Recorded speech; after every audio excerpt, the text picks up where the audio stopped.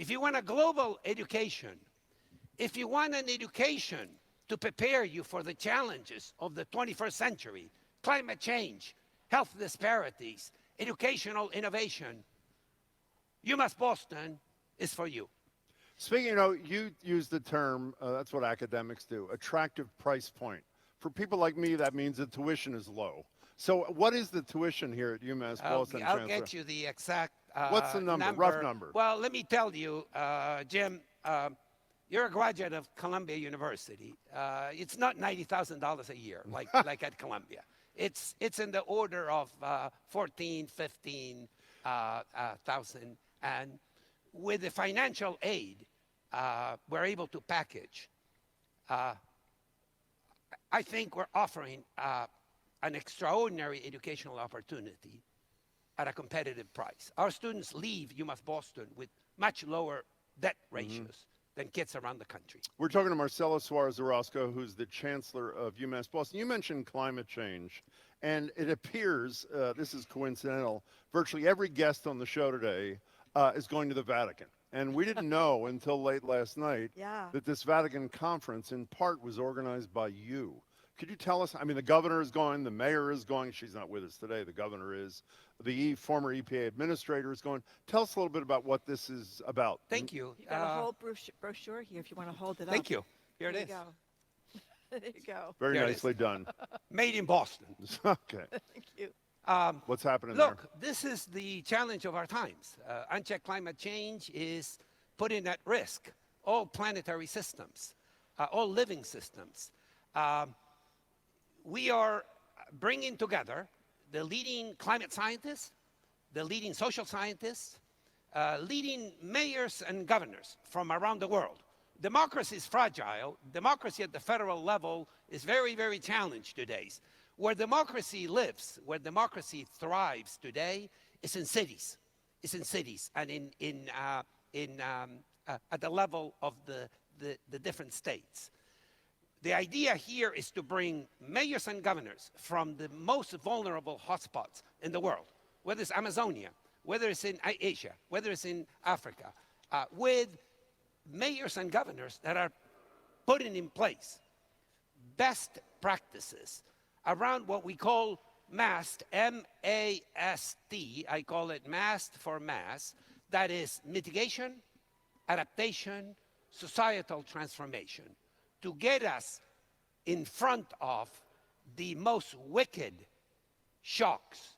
Climate change will continue to disrupt human and all living systems over the next 2-3 generations. You know, how did this come about, briefly? Were you hanging out with the Pope, or what? How did this come about, seriously?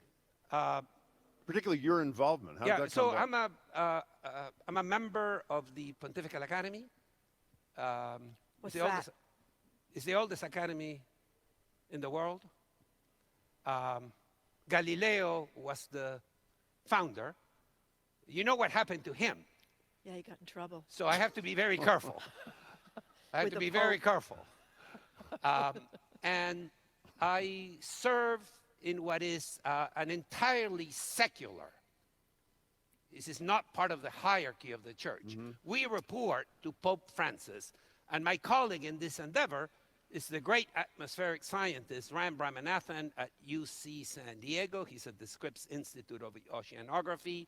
Ram and I have been partners for decades now. Ram discovered the heat trapping functions of the CFCs. He's one of the iconic climate scientists in the world.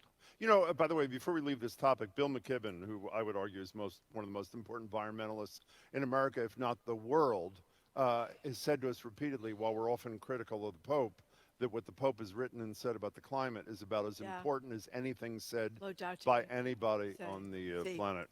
Yeah. Let's change topics for a second. And if I may, go ahead, this is all go ahead. entirely funded by philanthropic foundations. Great. Not a cent of UMass Boston money. Let's get back from Rome for a second, Chancellor, and talk about probably the biggest story in the country right now, the protests going on college campuses across the country about what has happened in Gaza, and a lot of claims of anti-Semitism and not claims, anti-Semitism right on the campuses there. You came from UCLA a few years ago. There was a very violent situation there last night involving the tents and the protests there. What is going on here at UMass? Look around. Our students, like I think students around the country, have a strong commitment to learning more about the issues at stake. The students I talk with, they want to learn, they want to understand, they want to engage. We have, through the extraordinary endeavors of the faculty, the Dean of Students, so many of our colleagues, maintain very good channels of communication, and we believe two things are true. Freedom of speech is to be respected, especially for us in a public university. At Jim's alma mater, that's a private university, there are other parameters on matters pertinent to that theme. So that's true. Our students have a moral compass. They want to learn. They're moved by what's unfolding. The other truth here is that all forms of anti-Semitism and Islamophobia are, to me, personally, abhorrent. Abhorrent. And I reject them with every fiber in my body. I think that what happened at UCLA, Marjorie, is, it was Mike Tyson, that great thinker, who said, everybody's got a plan until you get hit in the teeth. What happened at UCLA is the administration was hit in the teeth, and they were not prepared. They misread the room, the quad in this case.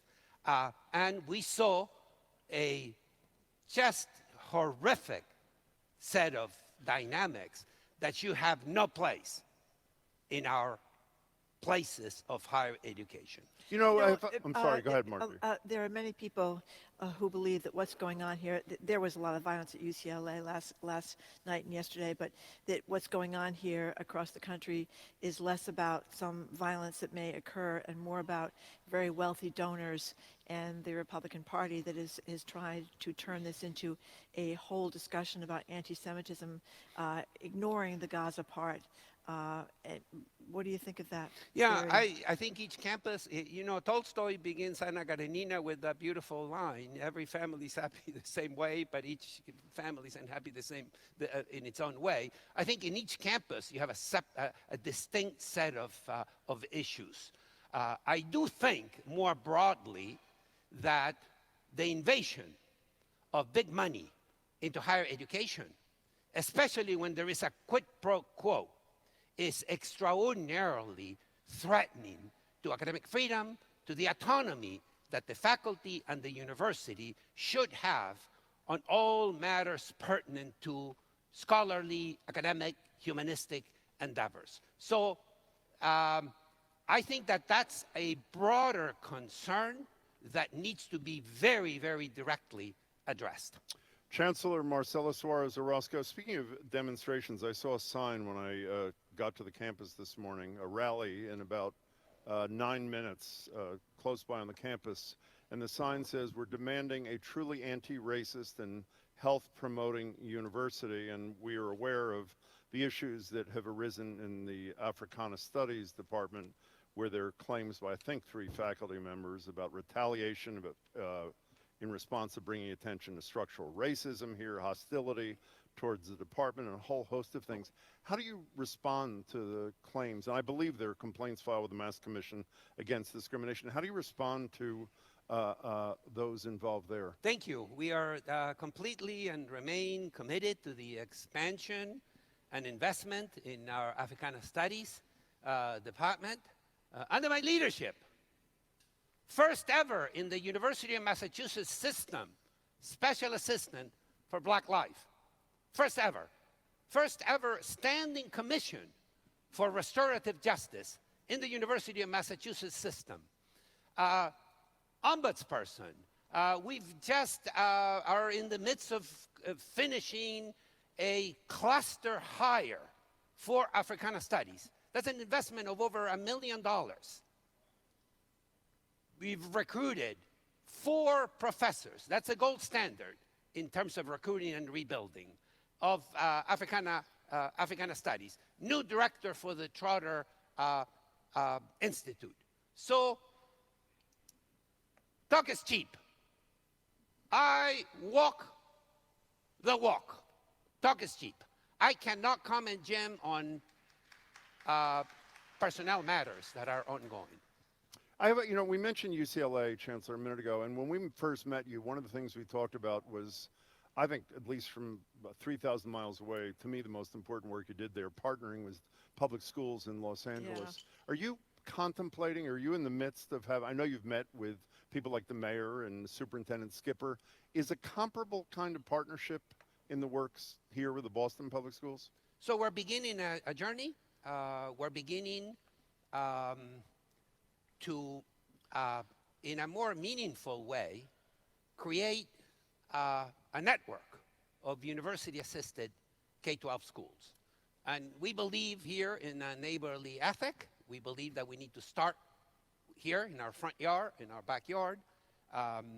So the first partner here is the school right here, next to us, BCLA McCormack. We've signed, the mayor announced in the State of the City, a partnership where the university and the school, the district, will endeavor to create the supports and the mechanisms to fundamentally address the inequalities in opportunities to learn and create a pipeline for students from here, our local communities, into UMass Boston and more broadly the University of Massachusetts system. And is the expectation that McCormack is just the first of many? Yes. Okay. The idea is to grow a network of university-assisted schools. We're talking to UMass Boston Chancellor Marcelo Suarez-Orozco. I want to ask you, we've talked to you a lot previously about immigration issues in the United States, and there have been recent polls, I think, that surprised lots of people, finding that significant numbers of Americans, including independents and Democrats, not just Republicans, are okay with former President Trump's plans, should he be reelected, to deport millions of people who are in the country that came across the border without papers. And also, they seem to be okay with these detention camps. What do you make of that? It breaks my heart. I came to our country as a kid, 17 years old. I had nothing. And this is the country that opened its arms to me. I went to community college. I went to night school. Went to work, went to learn English, and that's the America I phenomenologically know firsthand. That's the America that welcomed me, a kid escaping the fascist generals in Argentina. Let me also now speak as somebody who has devoted over 30 years of my life to the study of migration. The details are ugly and surprising, but let me give you a general rule, Marjorie. We always love immigrants looking backwards. In the here and now, there's always panic, moral panic, demographic panic, linguistic panic, cultural panic, economic panic. That was true 150 years ago in the great city of Boston. That was true when the dominant narrative was the Eastern European Jews, the Irish, the Italians, they're never going to assimilate. They're never going to adapt to our ways of life. Always looking backwards. It's photoshopped. It's very glossy. It's very pretty. We have nostalgia. In the here and now, what were the cases against the Italians, for example, the Irish? They're never going to adapt. The Italians are never going to learn English. They're never going to become true Americans in spirit. we look back now and we see how misplaced and how distorted. So the grammar is the same. You change, you white out. This is my generation. You white out Italians, Irish, and Eastern Europeans, and you put in Latin Americans, you put in Caribbeans, you put in Africans, you put in Muslim immigrants. And it's the same grammar. The story is almost identical. So I have one last thing for you. When we bid you farewell in about a minute or two, we're going to invite listeners, including people who are here, to answer the question about whether or not a college education is worth it in 2024. And I know your answer is, if you're going to go to college, this is the place to go. Step back from that. Is a college degree in general worth it in 2024, Chancellor? Today, more than ever. The crisis of democracy, the crisis of climate, the crisis of health, the crisis of civility are all crises that flow from the failures of the education system. I have one last thing, Chancellor. I was talking earlier to some staff members. We were all looking out at the fantastic view, and we thought that there is really one thing missing that maybe this could be named for you. Maybe a few Adirondack chairs out there, a couple of piers, maybe a little sand, a little beach, a few jet skis. What do you think? Maybe like a covered beer garden out there, right in the water, when the weather gets warm out here. What do you think? Okay, we call that Orozco Memorial Beach. I would call it the Egan Memorial Beach. No hablo Orozco, but I'm in for the beer garden. Absolutely. And also we could have a little stand for Casamigos, a little tequila, just for cultural variety. Absolutely. Chancellor, we really appreciate you having us today. We're big fans of UMass Boston, and thank you for your time. Really appreciate it. Thank you very much. Thank you.